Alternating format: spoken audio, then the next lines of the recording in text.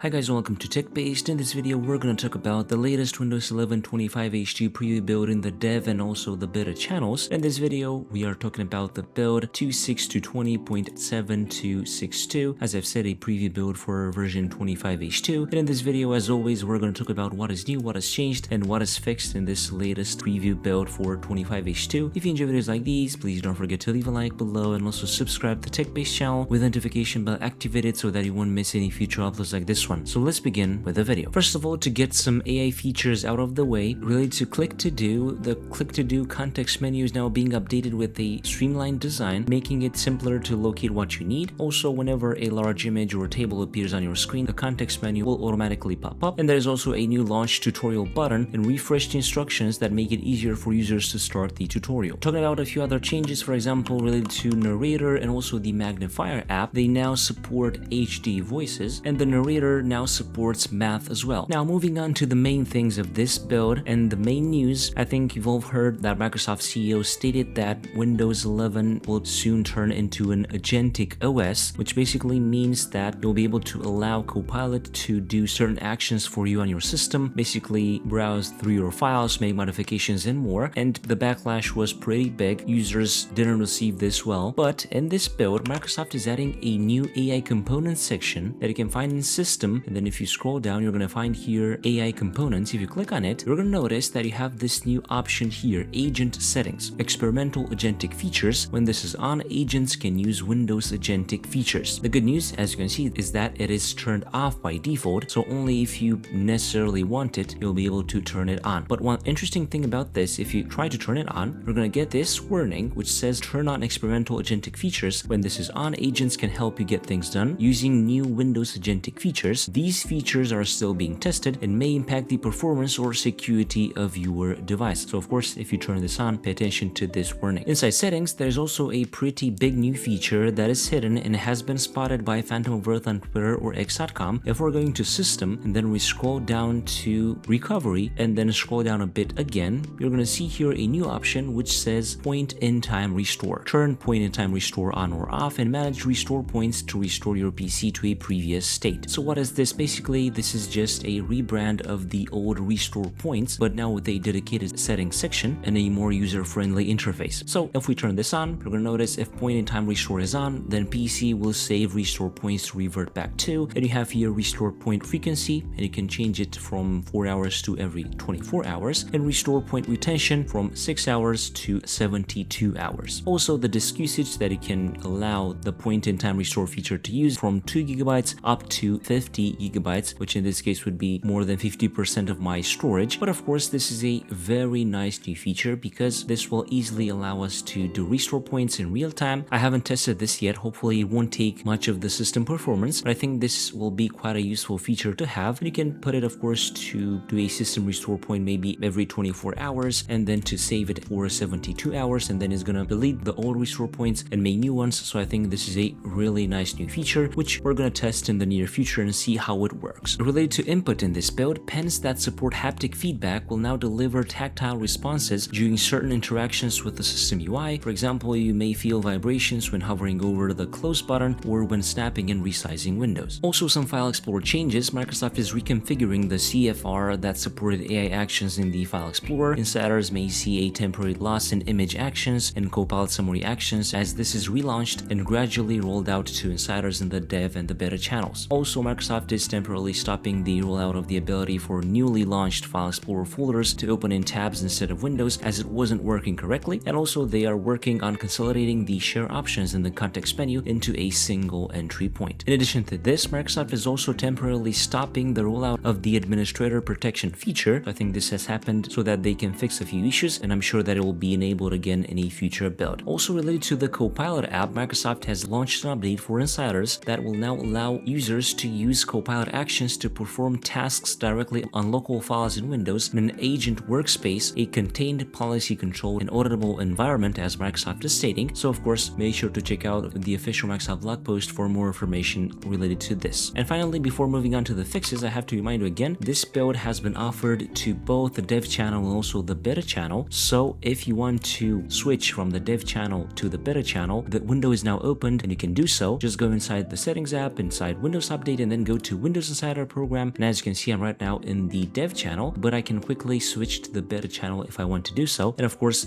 Microsoft is stating that the dev channel, once it moves on to the next branch, it will become more unstable. So if you want to have a more stable version of Windows, you can just stay or move on the beta channel if you're currently on the dev channel. Pay attention, this is a temporary window, so you're gonna have to do the switch if you want to do so pretty quickly. Talking about a few fixes in this build, a general fix: Microsoft fixed an issue resulting in mouse and keyboard not working for some insiders in WinRE and Advanced Startup. Related to the Task Manager, Microsoft fixed an issue where the Task Manager process wasn't stopping correctly after closing Task Manager. As a result of this, you may have also seen Task Manager unexpectedly open on boot. Also in settings, Microsoft fixed an issue where the virtual workspaces options weren't working correctly inside System and then Advanced. You should now see them again here, virtual workspaces. And they also fixed an issue where the CPU information inside Settings, System, and then in the About section may be unexpectedly truncated. There's also a new known issue related to .NET Framework and Visual Studio. Insiders using ARM64 PCs may observe crashes with Visual Studio or applications that depend on .NET Framework. To resolve this problem, scan for Windows updates and then install the latest .NET Framework update. So this is pretty much everything that there is to it in this latest 25H2 preview build on the dev channel and also the beta channel. If you want to find more info about this, you can check out the article below or the official Microsoft blog post. If you enjoyed this video, please don't forget to leave a like below and also subscribe to the TechBased channel with the notification bell activated so that you won't miss any future uploads like this one. I was Imani from TechBased. Until next time, have a nice day.